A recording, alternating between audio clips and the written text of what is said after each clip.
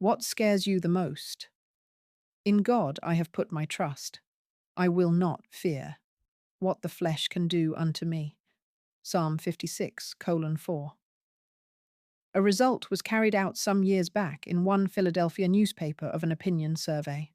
The question was, what are your worst fears?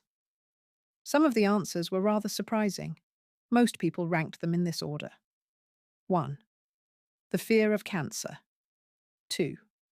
The fear of heart disease. 3. The fear of public speaking. Honestly speaking, I would hardly have expected the third one to be so high on the list.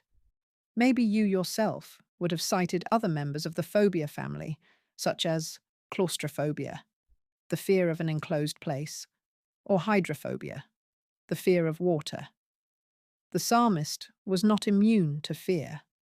Confronted by enemies who plotted to take his life and others who twisted what he said, he was filled with so much apprehension.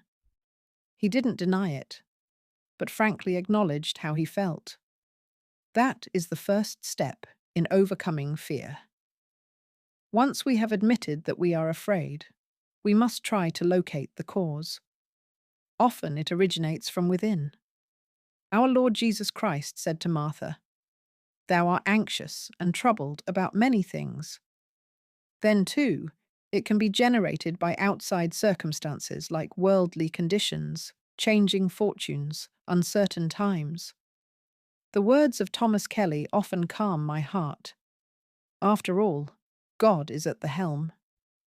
This must have been the attitude of King David, for he said, "When I am afraid, I will trust in thee." Psalm 56, verse 3. No bragging about his own courage.